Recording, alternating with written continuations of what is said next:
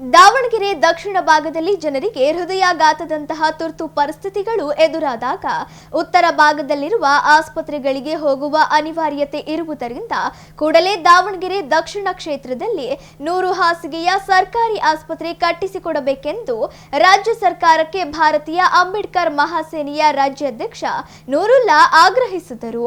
ಸುದ್ದಿಗೋಷ್ಠಿಯಲ್ಲಿ ಮಾತನಾಡಿದ ಅವರು, ದಾವಣಗೆರೆ ದಕ್ಷಿಣದಲ್ಲಿ ವರ್ಷದಿಂದ ವರ್ಷಕ್ಕೆ ಜನಸಂಖ್ಯೆ ಹೆಚ್ಚುತ್ತಿದೆ.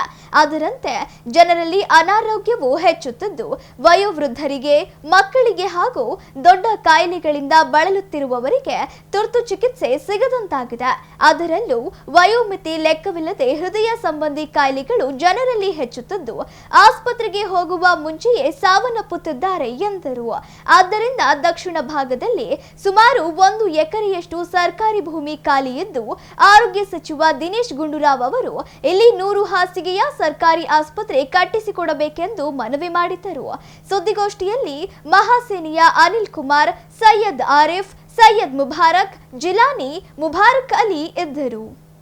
ದಾವಣಗೆರೆಯ ಪ್ರತಿಷ್ಠಿತ J H Patel academy, BIT road near Hemavathi hostel, Davanagere. Admission open now.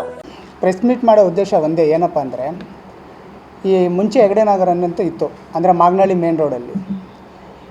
ಈಗ ಹೆಗಡೆ ನಗರ ಅದನ್ನು ತೆರವುಗೊಳಿಸಿ ಇವ್ರಿಗೆ ಬೇರೆಯವ್ರ ಕಡೆಯಲ್ಲಿ ಜಾಗ ಕೊಟ್ಟಿದ್ದಾರೆ.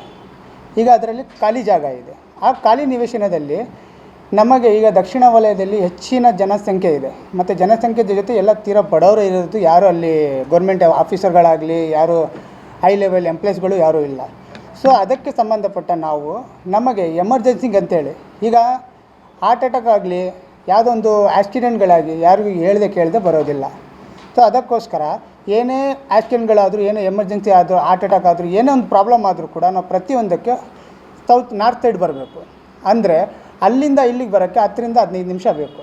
ಹಾರ್ಟ್ ಅಟ್ಯಾಕ್ ಆದವರಿಗೆ ಇಷ್ಟೇ ನಿಮಿಷ ಉಳಿತೇನಂತ ಯಾವ ಡಾಕ್ಟ್ರ್ ಆಗಲಿ, ಯಾರು ಮನುಷ್ಯರಾಗಲಿ ಅವರಿಗೆ ನಾವು ಟೈಮ್ ಕೊಡೋಕ್ಕಾಗಲ್ಲ. ಸೊ ಹಾಗಾಗಿ ನಾವು ಕೇಳೋ ಉದ್ದೇಶ ಏನಪ್ಪ ಅಂದರೆ, ಆ ಖಾಲಿ ನಿವೇಶನದಲ್ಲಿ ನಮಗೆ ಸರ್ಕಾರದಿಂದ 100 ಬೆಡ್ಡಿಂದು ಒಂದು 24x7 ಒಂದು ಆಸ್ಪತ್ರೆ ಬೇಕು, ಸರ್ಕಾರಿ ಆಸ್ಪತ್ರೆ.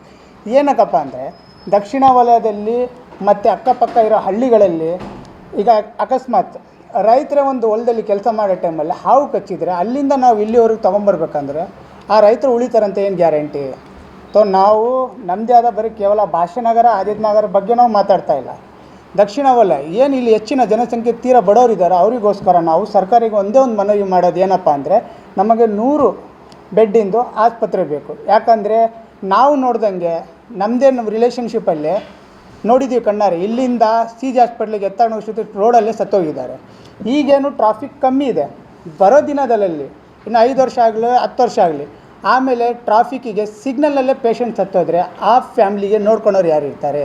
ಸೊ ಅದಕ್ಕೆ ನಾವು ನಮ್ಮ ಆರೋಗ್ಯ ಸಚಿವರಾದಂಥ ದಿನೇಶ್ ಗುಂಡೂರಾವ್ ಸರ್ ಅವ್ರ ಹತ್ರ ನಾವು ರಿಕ್ವೆಸ್ಟ್ ಮಾಡ್ತೀವಿ, ಏನಪ್ಪ ಅಂದರೆ ಬಡವ್ರ ಮೇಲೆ ಕಾಳಜಿ ವಹಿಸ್ರಿ, ನಮ್ಮ ಮಾತನ್ನ ಸ್ವಲ್ಪ ಕಿವಿಯಾಗಿ ಹಾಕ್ಕೊಳ್ಳಿ. ಬರೋ ದಿನಗಳಲ್ಲಿ ನಮಗೆ ಆ ಜಾಗದಲ್ಲಿ 100 ಬೆಡ್ಡಿಂದ ಆಸ್ಪತ್ರೆ ಮಾಡಿಕೊಡ್ಬೇಕಂತ ಕೇಳಿಕೊಳ್ತಾ ಇದ್ದೀವಿ. ಮತ್ತು ಇನ್ನೊಂದು, ನಾವು ಇವತ್ತು ಬಂದು ಪ್ರೆಸ್ ಮೀಟ್ ಮಾಡಿದ ಆದಮೇಲೆ ತಿಳ್ಕೊಂಡಿರ್ಬೋದು, ಇವತ್ತೇನು ಇವರು ಪ್ರೆಸ್ ಮೀಟ್ ಮಾಡಿ ಹೋಗಿಬಿಡ್ತಾರೆ ಅಂತ. ಪ್ರತಿಯೊಂದು ಏರಿಯಾದಲ್ಲೂ ಯುವಕರು ಎಲ್ಲ ಸಪೋರ್ಟ್ ಮಾಡ್ತಾ ಇದ್ದಾರೆ ಆ ಆಸ್ಪತ್ರೆಗೋಸ್ಕರ. ಅದು ನಾವು ಹೋರಾಟದ ಮುಖಾಂತರ ಪಡಿಬೇಕಂತ ನಮಗೆ ಆಸೆ ಇಲ್ಲ. ನಾವು ಇವತ್ತೇನು ಪ್ರೀತಿಯಿಂದ ಬಂದು ರಿಕ್ವೆಸ್ಟ್ ಮಾಡಿ ನಿಮ್ಮ ಹತ್ರ ಕೇಳ್ತಾ ಇದ್ದೀವಿ, ಆ ರಿಕ್ವೆಸ್ಟ್ ಥರ ನೀವು ಬಗೆಹರಿಸ್ಕೊಡ್ತೀರ ಅಂತೇಳಿ ನಮಗೆ ಮಾನ್ಯ ಆರೋಗ್ಯ ಸಚಿವರಾದಂಥ ದಿನೇಶ್ ಗುಂಡೂರಾವ್ ಸರ್ ಮೇಲೆ ನಮಗೆ ನಂಬಿಕೆ ಇದೆ. ಅವ್ರು ನಮ್ಮ ಮಾತು ಕೇಳಿ ನಮ್ಮ ಆಸ್ಪತ್ರೆಗೆ ಹೆಲ್ಪ್ ಮಾಡ್ತಾರಂತ ನಮಗೆ ಅನಿಸುತ್ತೆ.